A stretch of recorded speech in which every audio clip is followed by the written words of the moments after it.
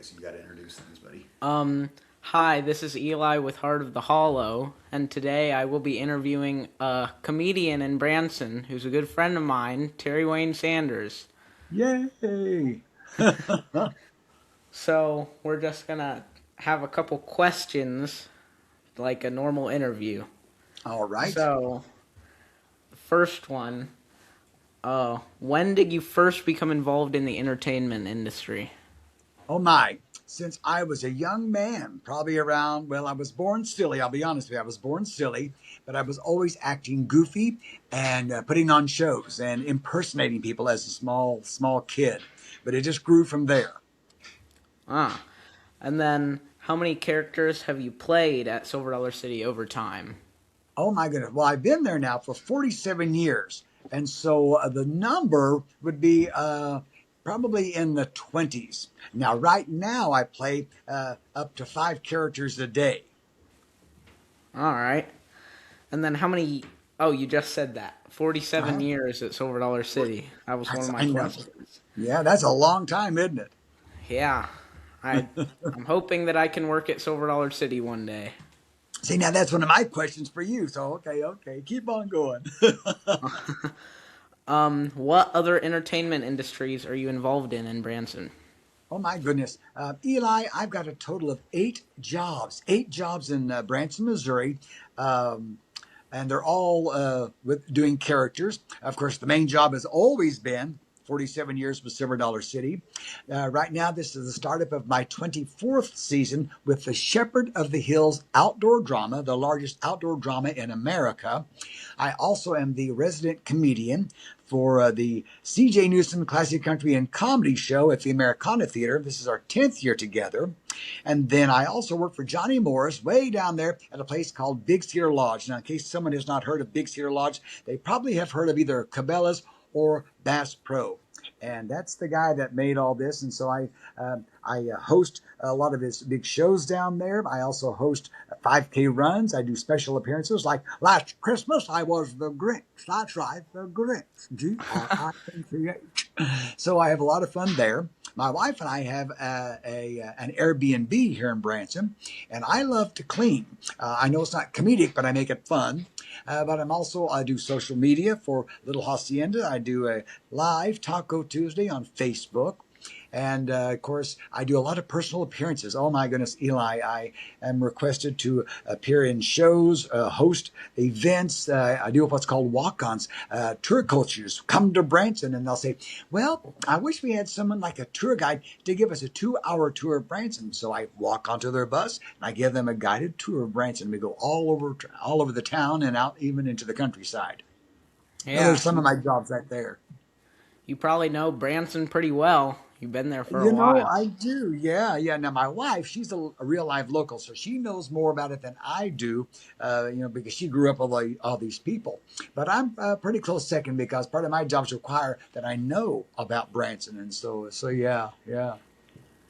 Uh, all right. And are there any secrets or lesser known facts about Silver Dollar City you want to share?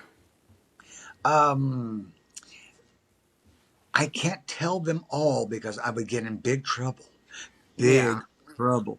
But let's see. A good secret. Let's see.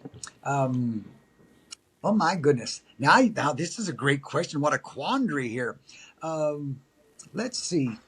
Let me think about that. Now, I'm not supposed to tell this one, but I'm going to tell you, so don't tell anybody else. I never was an actual train robber, okay, on the steam train Uh-huh. at Silver Dollar, but we knew the guys that were the robbers, Alfie and Ralphie. So a couple of us street characters decided we're going to go do a robbery because we'd seen the train so many times. We knew, like the script, okay, or pseudo script. And so we snuck over there behind the old cabin before they rerouted that. And so we grabbed the Bowling boys. We tied them up to the tree and we robbed the train. Now, we were not supposed to do that. And way back then, we could get away with a few more things. But we did the robbery with the Bowling boys all tied up and had a gag around their mouth. We had the best time. We had the best time. So remember, don't tell anybody that. But it was a lot of fun. That's one of those little things that you may not know, but now you do. Yeah. And then, what is your favorite part about being such a big part of Branson? Oh my goodness. Oh wow. Whenever I came to Branson, this is a long time ago. I was 5 years of age. It was 1964, and we could afford to go to Branson because at that time Silver Dollar City was free. It cost a dollar. It cost $1.25 to go down into Marvel Cave. Now that's all reversed, and now it's $90 to go into Silver Dollar City, and almost nobody knows we have a cave. But Hmm. I knew right then when I walked in, I wanted to be in Branson. I wanted to be at Silver Dollar because I saw the steam train, the silly hillbilly characters. I saw the stagecoach and all these other things that they're crafters and people like Shad Heller, the blacksmith, and Mayor. And I fell in love with the place that very day, honest to goodness.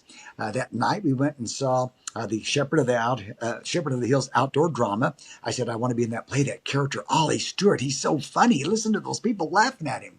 And then the next night we went to the Bald Knobber Jamboree show. And boom, I fell in love with those guys on stage. And they were so funny, and the audience was just eating them up. I said, I want to be a comedian. So Yeah. I always knew I wanted to be in Branson. And so I talked to professionals, and they said, get your education first. And so I went and got my degree in college. But even before I got the degree, I was working in Branson, multiple jobs already. And so I knew that if I wanted to stay busy. I had to work as much as I could and be prominent. And so I listened to my dear friend, and she was a dear friend. Her name was Joan Rivers. She was a comedian for many years until she passed away. But she said, you have to remain relevant. You've got to be out there every day. You've got to let people know that you're still active and that you're doing this thing and that you're on top of your game, and you've got to come up with these new lines, and you've got to be just, I mean, wow, you've got your finger on the pulse. And so for all 47 years, I've strived to do that every day, to be somewhere, to be doing something where people are going to see me there. And they're going, oh my gosh, I can't believe that you're so busy. And I've been kind of called the face of Branson because I have these 8 jobs and people see me there. So I'm kind of living the dream, but that's how it is. I didn't write this down, but I just thought of this Mhm. question. Okay. When did they stop giving out silver dollars as change at Silver Dollar City? When Mr. Luke, oh, okay, now, interesting question, and it can go two ways. Uh, Originally, we stopped probably doing the silver dollars probably the late 60s. So that ran for about almost 10 years. About 10 years. And then there was a man by the name of Luke Stanley, who was a street sweeper. And he had had other jobs. He had retired and got bored, and so he came to Silver Dollar, was a street sweeper. But he was a wonderful man, and he would keep silver dollars in his pocket. And every time he saw a kid having a bad day, he'd go and talk to him. And he said, hey, I've got something for you. And he'd reach in his pocket and give them a silver dollar. So sort of like we did originally to begin with, to give out change in a silver dollar, he gave kids a silver dollar and made their day. And that happened until the day he died. And that was going to be probably about the late 80s, early 90s, whenever Luke Stanley passed away. So twofold right there. Good question. Um, what career would you have pursued if not entertainment? You're going to love this, man. Okay, Eli, I was always goofy. Oh my gosh, to my parents' unhappiness, because I was just silly, and they're like, "You got to focus. You got to focus. You got to get a job. You got to move out of our house." And so I looked around Mountain Grove, Missouri, my hometown, and it was what they call career day at Mountain Grove in school. And I looked around and I saw this man, and he was a family friend for years. His name was Lynn Hurt. He was our local coroner and family mortician. And I looked at Lynn. He always had these nice suits, a beautiful car, brand new car, always had a new car, a well coiffured. His hair was perfect, had a nice house. And I thought, he's doing well. I think I want to live well like that. And I was always fascinated by the mortuary business. I always thought of the hearse, what a beautiful car that is, just what a thing, all those elements. And so I was going to become a mortician. True story. And then I was not good at science, and to be a mortician, you have to do all the chemicals and things like that. So when it came time for me to graduate high school and go to college, my parents said, "Okay, what are you going to study?" And I said, "Acting." And they said, "Oh no, oh son, that's a tough business. Think about Votech. Learn a trade and you'll always work." I said, let me try this acting thing. And if it doesn't work, I'll do whatever you want because I was a dutiful son. But you know what? It worked out. And it's kind of funny because now I even play an undertaker, a mortician at Silver Dollar City. So I'm kind of living my dream and doing the job I wanted to do. So was the Undertaker, was that coincidence or was the Mortician inspiration for that character? It's a good question there too. Probably 50-50. Like I say, when we went to Silver Dollar, they've always had an undertaker. About every town has an undertaker. And Lynn Hurt was a wonderful man, and he had done most of our family's services. And so, yeah, I think about 50-50 there. Yeah. And then I just wanted to add this. When we come to Branson, we always turn on the vacation channel so we can see the ads with you in it. That's me. Yeah, Yeah. that's fun. Yeah, yeah. We're the vacation channel. Watch us first, and you'll have a great time in Ozark Mountain Country. Yeah, we always Yeah, like watching the Splash Car Wash ad. yeah, Yeah. that's right, boy. That's right. See, that's another one of my jobs. We didn't talk about that, but yeah, the vacation channel, and that's how a lot of people saw my face, but as somebody else. Terry the tour guide, and I did that for 17 years. I was on there, and now they're doing this thing called From the Vault, and they're rerunning those things. And I look at those and think, man, I used to be young. Um, any funny stories from your career? All sorts of things have happened over the years, uh, good things and just crazy things. My first days on the street troop, because I'd been on Rube Dugan's Diving Bell, which is a ride. And then I got promoted to be Melvin McCoy, the chicken thief. And I was on trial. And oh my goodness! But when I did the street shows, we had the Hatfields against the McCoys, and they're always fighting against each other. Well, there were two of the McCoys that thought, let's get that Hatfield boy, old Zeke Hatfield, Terry Wayne Sanders. And so I'm new, I'm green, I didn't know squat, I didn't know, I should stand up for myself. What should I do? And so they grabbed me. Oh, they grabbed me. Oh, they kidnapped me, and they tied me to the side of a mule. And they kicked the mule in the flanks. The mule went running down the streets of Silver Dollar City. And I'm yelling and screaming, and they're laughing, and people are thinking this is all funny. He's like, no, no, no, save me, someone save me. So, yeah, there's been all sorts of things like that. I impersonate people like in the shows, not just at Silver Dollar, but with the music shows I'm in. And oh my goodness. My boss at the time, Cliff Brashler, he's supposed to introduce the next three songs. Well, Cliff got confused on where we were, what we were doing, and I just left stage dressed as Homer Lee, a maintenance man, and I'm supposed to change into Joan Rivers. And it takes a while. I've got to take off the costume, then I got to get made up, and when you do an impersonation, you want to look like somebody, it has to be really good. So it takes about 15 minutes to get all that just right. And I mean, I just barely just got, heard of the dress on and some of the makeup, and I hear Cliff on stage going, and now here she is, Joan Rivers.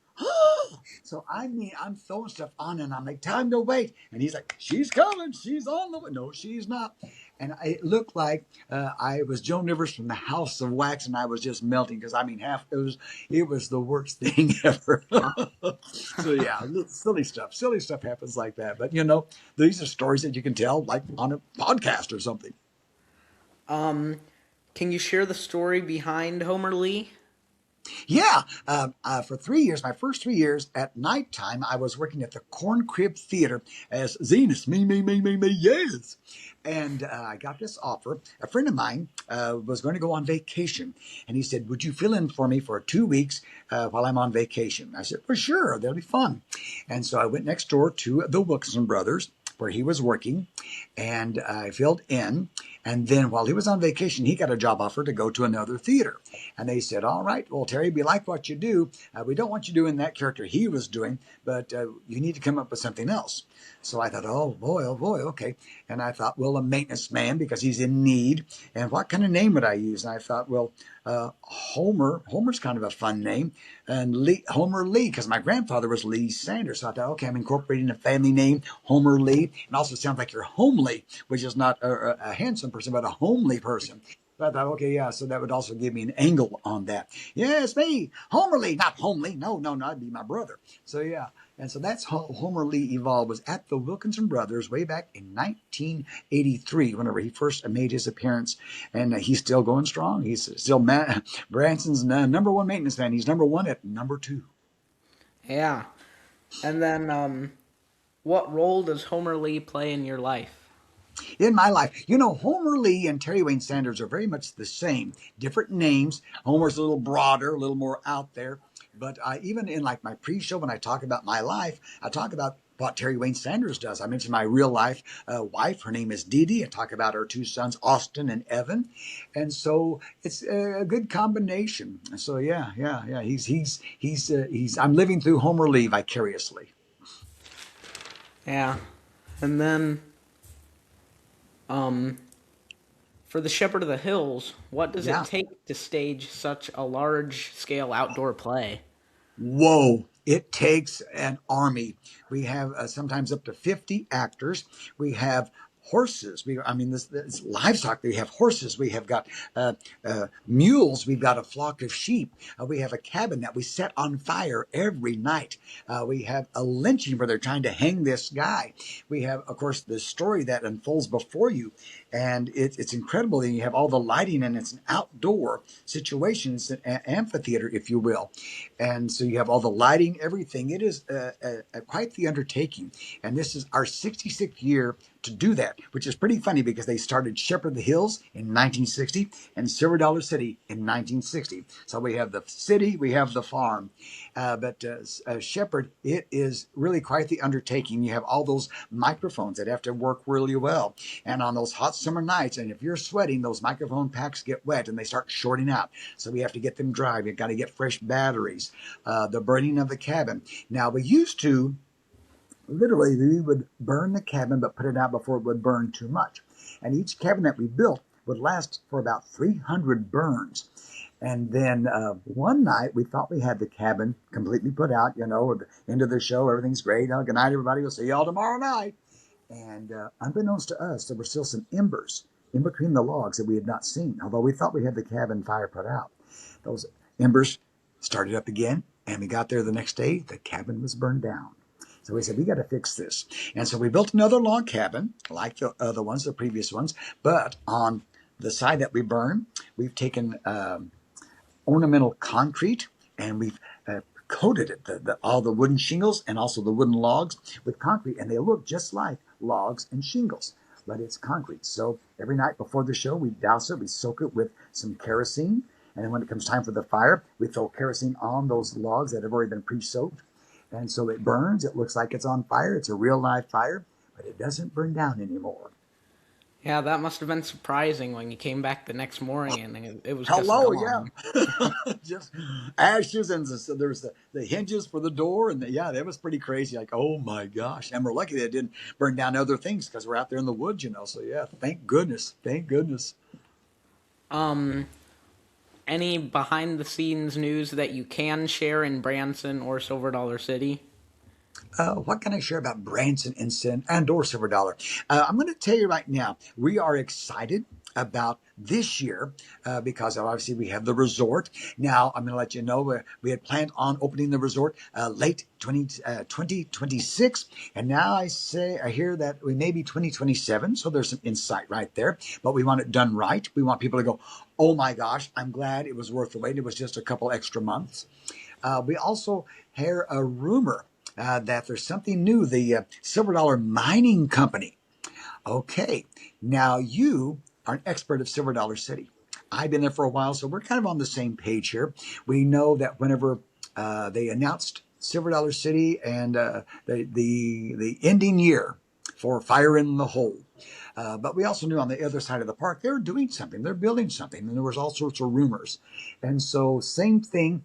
This is tomorrow. We are going to announce today is the official day, as if this were tomorrow. Today is the official day that it starts the final season of Thunderation. Oh my gosh. They'll ride it for the last time.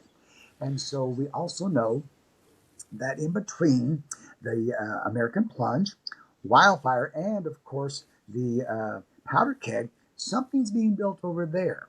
So, it makes you wonder, are we being sly again like they did with Fire in the Hole? That's a possibility.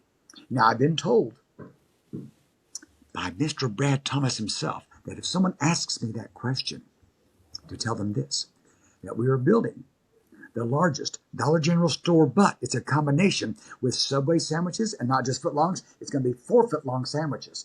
That's what we were told to say. But you know what? You're pretty smart. I'm kind of smart like you, so we might be able to do some math on this and figure out what's going on over there. You know what Yeah. I mean? I actually made a video about what I think is going on in between Powder Keg and Wildfire. Right. Um, there are big footers there that look like they're from Yep. Mack Rides. Yep. Yep. And Yep. also at a roller coaster convention earlier this year, there was this like minecart car that was revealed, and it looks like something that Silver Dollar City would use in one of their rides. Right. Oh, wow. Interesting. Interesting. Now, I was at the park about a week ago, and I went over to Powder Keg, and there's a fence up. You know, just after you pass that log cabin that's now a storage building on the left hand side, there's a new fence, and the fence was open. So I look around there, and that the whole area, Eli, where you could watch the launching of Powder Keg, it's all been bulldozed out. It's all cleared off. Now, powder keg's still fine. It's all solid and everything, but all that area that was all the concrete where you could sit and all cleared out of there. So whatever they're building is going to be pretty massive, and it's taking up that space right there. So my mind is wondering, this is something else because I know late last fall, I went over to the American Plunge that had been shut down because it was colder weather, and they took out part of the waterway. So I'm thinking, wow, this is going to be very interesting, whatever it is. Or are they going to join forces? I'm wondering about that too. Is this going to be combined with some of those other rides? Yeah, and then I saw one of your other videos, the one that you did with the other Elijah. Um, Uh huh. Powder Elijah Keg Park. was doing a backwards launch. Yes. Now, people don't realize what that is. Whenever you go to Powder Keg, it shoots you out as a launch coaster. Now, there is an emergency backup. So, in case it ever backfires, it goes backwards and up that little bit of track and comes back down. So, it is an emergency backup right there. So, it's a spring loaded type of thing. So, yeah, it's a safety device. And not many people have ever seen it before. And I might have been, I'm not sure, might have been the first person to ever show that on social media. So, yeah, so pretty interesting, huh? And then, what was it like becoming a part of the new Fire in the Hole? Oh my gosh. Well, now you're the one to ask about that because you know all about Fire in the Hole. You're a part of that.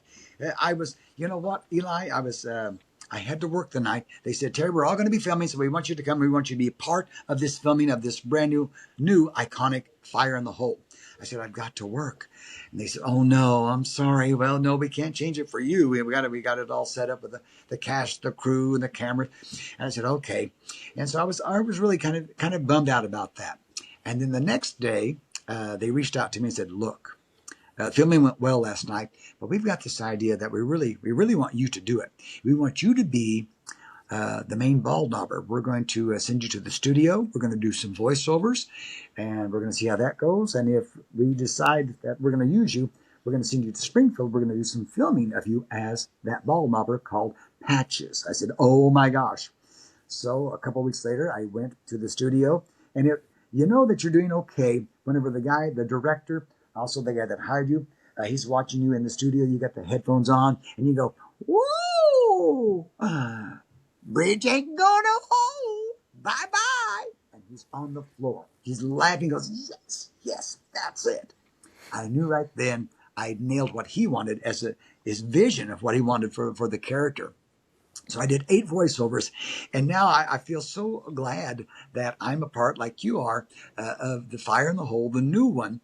And if it lasts for 50 years, oh wow, because I'm going to be 67 next month, and so I don't know if I've got another 50 years in me. So yeah, it's pretty neat that I'm going to be still part of that ride even after I'm gone.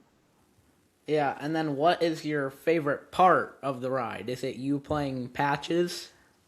You know, my favorite part about that is that we saw an iconic ride that was really wearing out. It really was, to be honest. It's over 50 years old. And we said to ourselves, we cannot just get rid of it. Let's make it as close to the real thing as we did, but let's make it better and make it last even longer. And I think that's probably my favorite part, is that they are finally doing that, saying we appreciate people who come to our park and want to see and have that same thrill. And for some kids, it's the first ride they've ever ridden, like a roller coaster. So to me, the best part is we tried to do the best that we could and keep it alive, and that's what we've done. And amendum there, as you might have seen, they are moving the Fireman's Cemetery from the original, which was really the original queue line for the original Fire in the Hole. And so they are putting it over there, and we're going to have the cemetery back. So I'm excited about that too. Yeah, I've seen the posts about it. So far, I've Yeah. only seen the wagon in there. Are they moving all the original tombstones back over there too? Good question. Now, word slash rumor has it, maybe some of them, and there may be some new ones that are going to be in place over there. So that's going to be interesting. What ones will they put over there now? Whose name are going to be on those? Because originally, the tombstones were of men or people who worked on the original ride, and then some of those would disintegrate, and so they changed a few of them, And so, yeah, and I'm going to tell you another secret. One of those tombstones was a man that played my pa, and he passed away several years ago, and he was cremated. And so I went to the son and said, there's a tombstone over there at Fire in the Hole, and your dad's tombstone's right there. And I said, don't you think? He goes, Dad's already there. So actually, there's some cremains that are buried right over there at the original cemetery. Oh my goodness. Oh my goodness. What do you think about them apples? That's pretty cool. I didn't know that there was actually cremated remains buried there. Yeah. Matter of fact, I think, yeah, we can be open about a few things. There's been people in our lives that have passed away that love Silver Dollar. And so I have gone through the park to some of their favorite places, and not the entire urn, of course. But, I've taken some of their cremains with the family's permission because they wanted this to happen. And so all through our park, we have some cremains of people who loved our park, and they are still there, including our son, Austin. Austin loved Silver Dollar. He was even a cave guide at Silver Dollar. And so whenever he passed away, he was cremated. And so there's a little bit of Austin at Silver Dollar. So every day I get to go to work with my son right there. Isn't that Yeah, cool? that would probably be what I would like to do when I die. Can you imagine? Isn't that something? Yep. Yeah. And then were there any like removed effects in the original Fire in the Hole that you know of?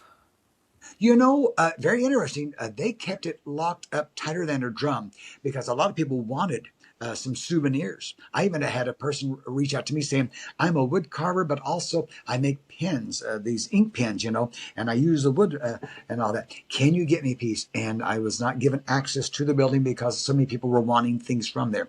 To my knowledge right now, other than the artifacts that we have seen that were transferred over, like the big mural in the original Fire in the Hole, those have been taken over there. I know that there are some paintings that are at the what they call M&C over at like the wood shop, things like that, the carpentry shop. But that's about it. So to my knowledge, everything else is still there. And then also, I believe that in Flooded Mine, there's a new mannequin in the mine cart. I'm Uh pretty huh. sure that it's the saloon owner from the original Fire in the Hole. Like, the scene where they blast the TNT? Uh huh. Uh huh. They removed the original one from there and Right. put a new one, and I think it's the saloon owner. Like, his hands are like this on the mine cart, and that's how Right. he was holding the saloon girl in the original one. How funny. Now, I don't know about that one, but I know that we have an employee by the name of Jonathan, Hmm. and they're doing, of course we have technology that's amazing anymore, and so they did that computer generated thing. They took his actual dimensions, all this. They have created a lifelike image of him and hand painted it. And even the beard on him looks like it's individual hairs. It is amazing. The eyes are just, they look like, glass eyes, but real eyes, So, yes. And so you're going to see, I think, one, maybe two, maybe three new images like that. Matter of fact, I was going to make a posting, but, I like you, and I think we can talk about a lot of things. They also asked me to come in, so they've done a computer generated thing of my face. So I might also have my own dummy over there at that location, or maybe somewhere else on Park, because they said, yeah, we're thinking maybe Doc Harris. So there you go. Again, top secret. Don't tell anybody. Um, so I saw an image of, Huck Finn's Hideaway, the Yeah. closed play area at the park. There Uh, was a sign that's still in the park somewhere, like in one of the offices, that is from Huck Finn's Hideaway. Have you seen right. it anywhere? Yes. Uh-huh. I believe that is in the attractions office, Huck Finn's Hideaway. Yes, indeed. Yeah. Over the years, when we change things, some things go away, some things are thrown away, and some things, some of us, like you and I, that appreciate the park and the history, should not be thrown away. Like in my office here, right here in my home, I have the original Shad Heller blacksmith sign in my office because I came into the park one day and I look up there at Shad's because I always look, to see my buddy Shad. And I saw a brand new sign and I like that. And so I said, where's the sign? They said, well, I guess they threw it away. So I ran down to M&C, Maintenance and Construction. I saw a dumpster. I said, is all this trash in here? They said, yes, it is. And there was Shad's sign in the dumpster. And I said, I'm going to take care of this. I'm going to throw this away for you. And I took it to my house. We have other employees. There's a man by the name of Steve Thompson who also loves the park like you and I do. And so he has collected some things that they were throwing away. And so he has some property, some acreage, and he's created a little area and these little homage to Silver Dollar City with some mannequins, some signs, and some storefronts in that. So yeah, some things still exist. Yeah. And I heard that basically everything from Rube Dugan's Diving Bell, it was just thrown away. Pretty much scrapped. Now, there were five paintings of Captain Rube. There was five capsules, or submersibles as we call them, because that was my first job there in 1980, to be Junior Dugan. And so whenever they tore apart the whole ride, blah, blah, blah, blah, blah, I told someone very close, I said, I want to have one of those paintings. And so I have one of five Captain Rube paintings also right here in my home. And then, was there anything else you wanted to share before you asked me the questions that you had for me? You've had some incredible questions that just you're so on top of your game, and I'm so impressed with you, my friend. So yeah, I think you've covered a lot Thanks. of topics. If anything, I love what I do because I'm here by design. I had choices. I could go to New York. I want to go to Los Angeles. No, no, no. Branson is my home base. I fly out. I do things. I make appearances. I've been in TV shows and some movies. But Branson is home for me. And right now, I've got my health. Like I said, I'm going to be 67 in just about a month. And I plan on being at the park for a long time. I told Jack and Peter Herschel both, I promised them, I said, now look, I've given you about 47 years. That means I've got about 37 years left. I'll be 100 years of age. I'm going to, at 100, I'm going to go part time, so I'm going to save them money. But my goal is to still stay there, to be as vibrant and to be as pertinent as I can be, and still having fun with people like you. Matter of fact, you're going to come there in about 37 years with your family. Your kids are going to be in their teens, and you're going to go, "I knew this guy when I was a little boy." That's how that's going to be. Yeah. But now I do have Uh, questions. I've got questions for you. But go ahead. I'm sorry. uh, that was just what I was about to ask. Did you have any questions for me? I do. Now, do you remember your first visit to Silver Dollar City? That was back in 2019 for Christmas. My dad had been talking about it for a while. He Uh didn't huh. really describe it right. He said that grandfather's mansion was going to be really big, but it's really small. I still love it, but it's a little small for a mansion. Oh, yes, it is. Yep, yep, yep. Okay, okay. Good deal. Okay. Now, what was your first ride at Silver Dollar City?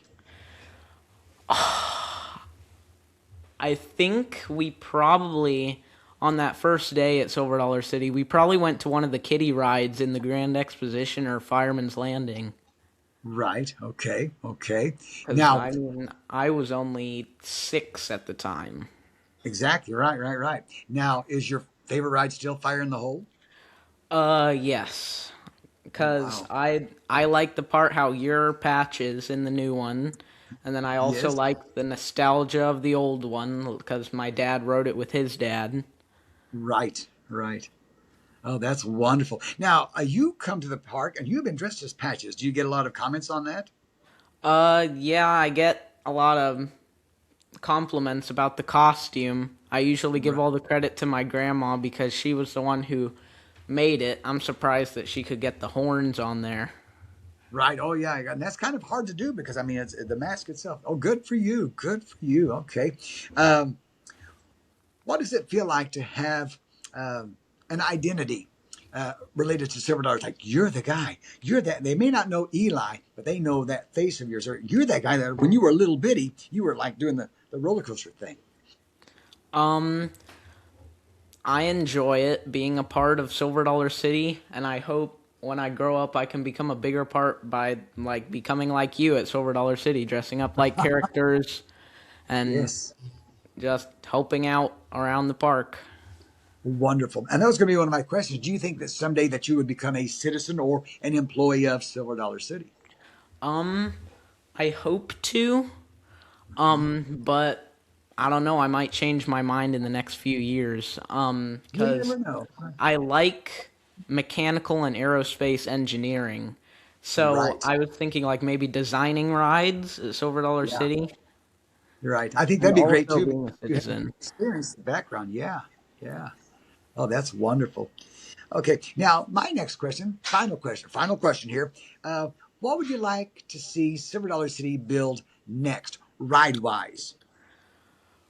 Ride wise, that's a hard one. I Yeah.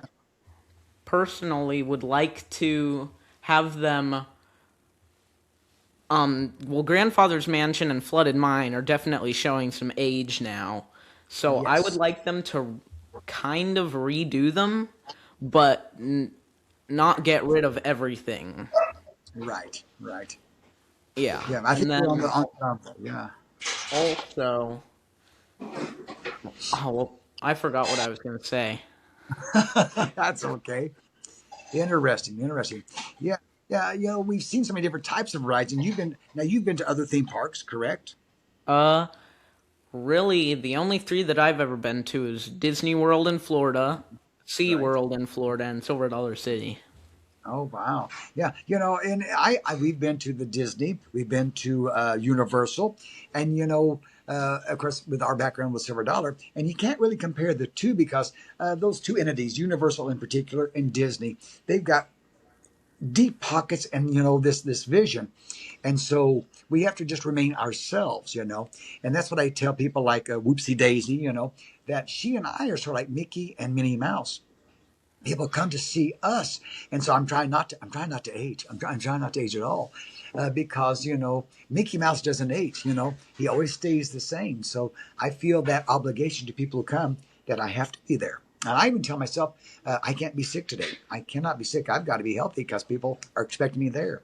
And I think in my 47 years I've called in maybe 4 times. So I'm just trying to stay as true to it as I can and be there. Yeah, that's incredible dedication, even when you're sick, going to the Oh yeah, parks and right. making people's days. Right. Well, and that's it. It's a mindset. Well, Terry Wayne Sanders might be sick, but Colonel Paisley Parnell's not sick. Why, heavens no. I got to go do some banking, I've got your interest in mind. So, yeah, so it's a mindset, and that's what keeps you motivated. And I do that every day. When I walk in, it's like I have a job to do here. And it's not real, it's not a job. It's fun. And fun is creating that magic when people come in that we are friends. And that's how we met you and your family. And that's our tradition. That's what we're supposed to do. Yeah, and then also, I've been doing a couple deep dives on some of Silver Dollar City's older attractions that are still open. I still Oh, like Rube Dugan's Diving Bell. I hope they redo that sometime, like, because they oh did yeah. announce the 10 years of expansion, starting with the closing of Fire in the Hole. and I hope Right. that they might like get some extra land added to the park so they could make Right. Rube Dugan's diving bell again. And Oh, then I do too. Yeah. Yeah. Go ahead. I'm sorry. Yeah. that's okay. But Oh, um, so grandfather's mansion, I did a deep dive about that one, and I read somewhere that there used to be an attic scene where you would climb up into like the ceiling, and there was like clutter in the attic, and like something no. would Now growl what back it at was? you. Yeah. Now originally there was a place called Slanting Sam's Shack. Okay, Slanting Sam, and it was how we based what the now grandfather's mansion is. It was an old building where they had things built at an angle and had all these little oddities that would happen. Water would go uphill. You know, you could lean to this side and all that. And when they built grandfather's mansion, they used that same idea but built a larger building. Now, when you go downstairs in what we call the billiard room where the pool table is, in the far corner, there was a ladder, and you climbed up the ladder and you looked in a hole, and there was a this hole cut into it, and you saw through this little screen there was a picture of a person on the ladder. So yeah, that's where that attic thing kind of came into. But no, grandfather's mansion has remained pretty much the same. Now I'm going to tell you this: there are uh, three. There's a total of three two-way mirrors in grandfather's mansion. Now, whenever grandfather's mansion was built, when you went down the hallway, and of course the room is tilting like this, then you go around the corner. There was a wall around the corner. Then you walked around and you saw Grandpa upside down in his room in his rocking chair. And to your right, there was a window, or pardon me, a mirror with two lanterns on either side. Well, that was a secret room back there in the back. And so we could watch people, make sure everybody was behaving themselves. But now we had a light and a rheostat so you could adjust the light so it would come upright and dim down. And so people would come at that window, the mirror, and they'd fix their hair, and we'd flash them with that light. They go, "Oh, did you see that face in the mirror?" And they're like, "No, I didn't see a face." Now, the great thing about that room was it was large enough where you could go to either corner. So, like, you get over, you look in that mirror. So, if they looked on one side of the mirror, you could be in the opposite side of the room, turn on that light, that rheostat, and they could say, "See him, see him, see him." They're like, "No, I didn't see him." And so we would have people in there for hours thinking that they saw a ghost. There's some, and someone right there beside, they couldn't see it. It was the most amazing illusion that there was. Now, what was funny about that was in that same room, there was a ladder. You go downstairs, and in the billiard room, right beside the billiard room, there's that little bench that you can sit back on, and there was a mirror behind that. That's also a two-way mirror. So again, we could watch people, but also you could do the light thing right there and get those same people again. There he is again. He's following me.